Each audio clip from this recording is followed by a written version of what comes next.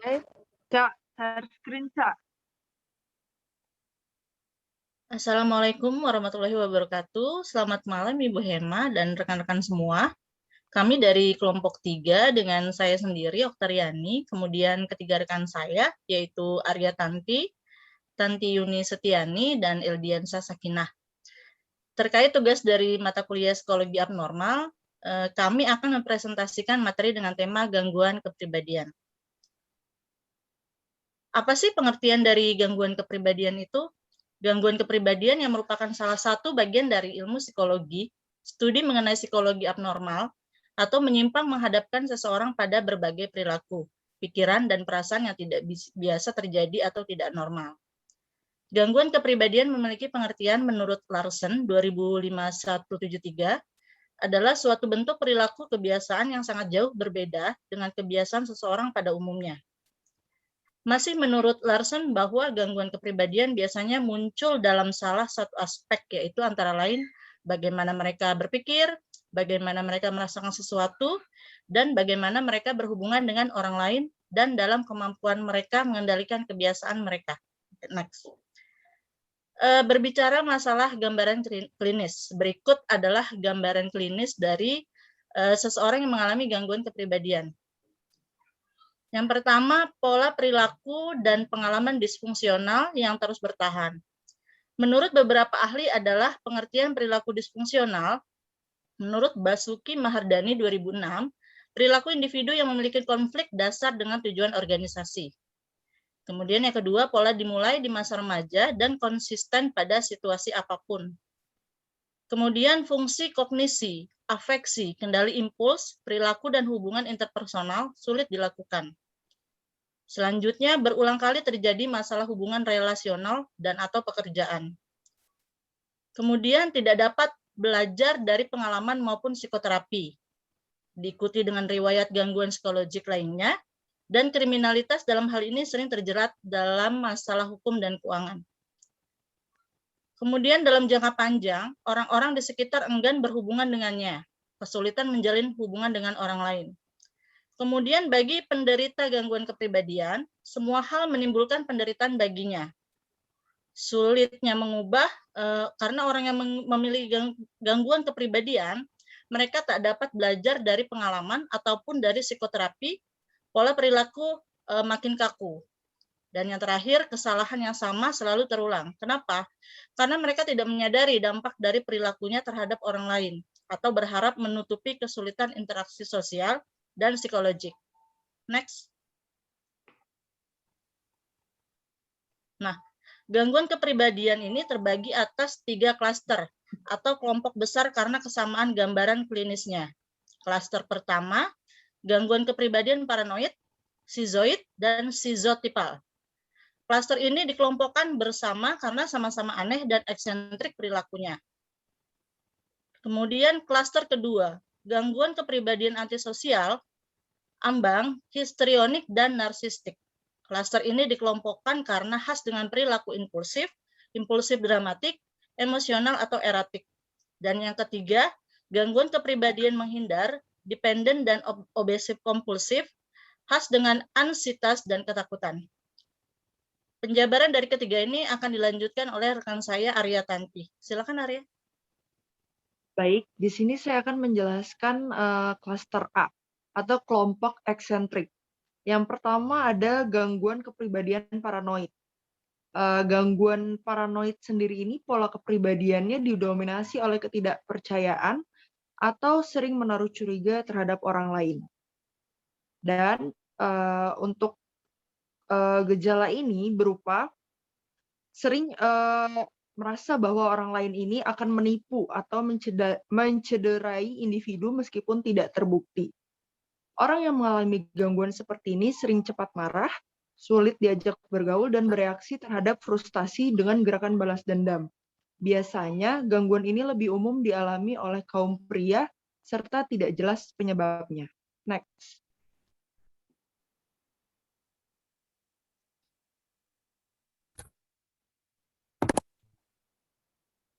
Ya, yang kedua ada gangguan kepribadian skizoid. Gangguan kepribadian ini gejalanya berupa sedikitnya minat untuk membangun hubungan sosial dengan orang lain, yaitu pemisahan diri dari pergaulan sosial dan menyempitnya ekspresi emosional, atau orangnya ini dingin. Biasanya orang yang mengalami gangguan ini tidak hanya tidak bisa bergaul, bahkan jarang memberikan respon terhadap orang lain, seperti senyuman atau anggukan. Dan biasanya dia acuh tak acuh terhadap pujian dan jarang memberikan isyarat timbal balik feedback kepada orang lain. Next.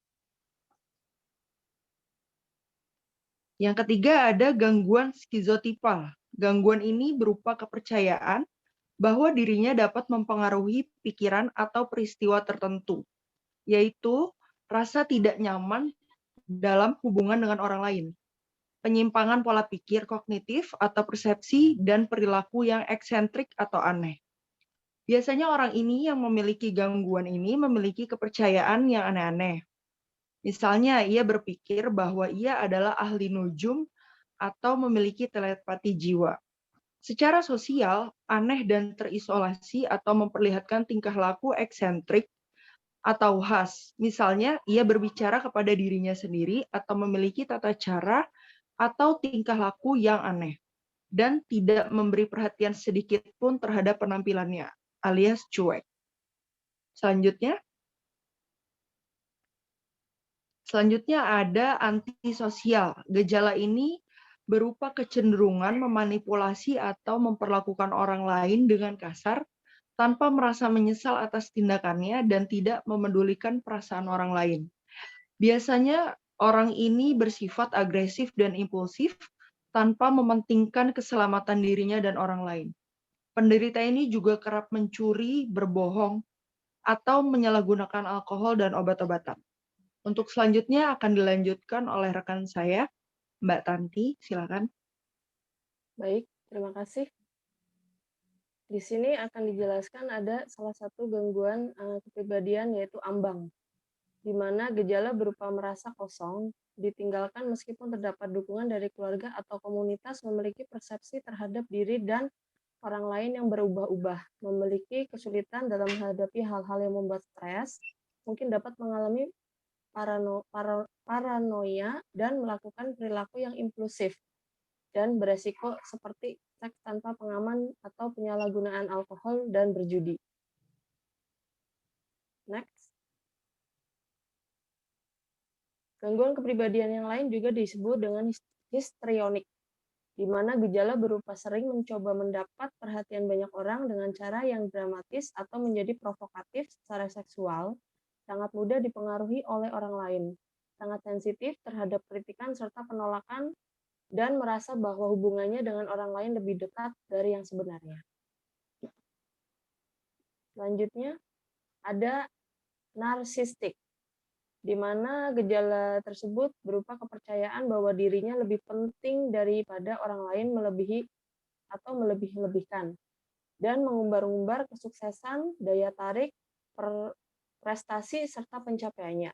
Memiliki keinginannya untuk dikagumi dan kurang berempati terhadap orang lain, serta cenderung mengambil keuntungan dari orang lain. Penderita juga mungkin iri kepada orang lain atau merasa orang lain iri kepadanya. Perasaan yang seperti itu juga bisa dialami oleh banyak orang dengan merasa dirinya lebih penting atau perasaan berlebihan terhadap kepentingan dirinya sendiri, membutuhkan perhatian dan ingin disukai secara terus-menerus, atau suka berhayal mengenai kesuksesan, kekuasaan, kecantikan, kepandaian, dan pasangan yang sempurna. Merespons kritik dengan amarah atau rasa malu. Selanjutnya, gangguan kepribadian menghindar, di mana gangguan tersebut merupakan gangguan kepribadian yang ditandai dengan rasa takut atau malu yang sangat ekstrim. Orang dengan gangguan kepribadian ini juga memiliki rasa percaya diri yang rendah dan sensitif terhadap penolakan. Hal ini terjadi karena pengalaman di masa kecil seperti menerima penolakan-penolakan. Next. Baik, selanjutnya yaitu ada gangguan kepribadian dependen. yaitu penderita gangguan kepribadian ini tidak percaya diri, sehingga keputusan sehari-harinya pun dapat menjadi sulit karena membutuhkan validasi dari orang lain terlebih dahulu.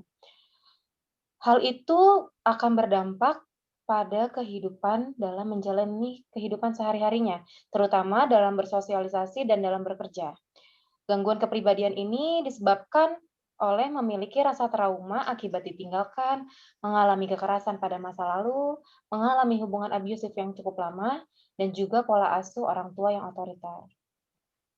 Selanjutnya yaitu ada gangguan kepribadian obsesif kompulsif, yaitu penderitanya menunjukkan pola pikiran dan ketakutan yang tidak diinginkan, yaitu sebagai obsesi.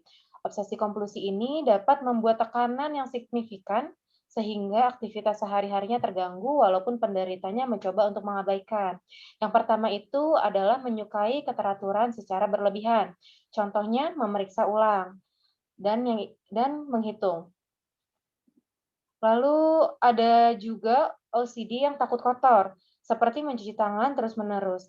Kebersihan itu merupakan penting, tetapi kita juga harus waspada apabila itu sangat mengganggu kehidupan sehari-hari. Dan juga OCD ini sangat takut salah dan takut disalahkan. Selanjutnya yaitu ada faktor terjadinya gangguan kepribadian. Yang pertama adalah seseorang itu memiliki kelainan pada struktur otak. Yang kedua, penderitanya menghabiskan masa kecil di dalam keluarga yang tidak harmonis. Yang ketiga, adanya perasaan yang sering diabaikan dari kecil. Yang keempat, mengalami pelecehan seksual, baik verbal maupun fisik. Yang kedua, memiliki tingkat pendidikan yang rendah. Yang terakhir, ada menjalani hidup di dalam keluarga yang kesulitan dalam ekonomi. Terapi psikologis untuk menangani gangguan kepribadian yaitu ada 3. Yang pertama, ada terapi perilaku kognitif, yaitu mengubah cara berpikir dan perilaku pasien ke arah yang lebih baik. Yang kedua, yaitu ada psikodinamik, mencari tahu dan membenarkan segala bentuk penyimpangan yang telah ada sejak kecil. Yang ketiga, yaitu ada terapi interpersonal, yaitu menyelesaikan masalah interpersonal, memperbaiki fungsi sosial, dan gejala kejiwaan. Berikut referensi dan daftar pustaka dari presentasi yang kami sajikan hari ini.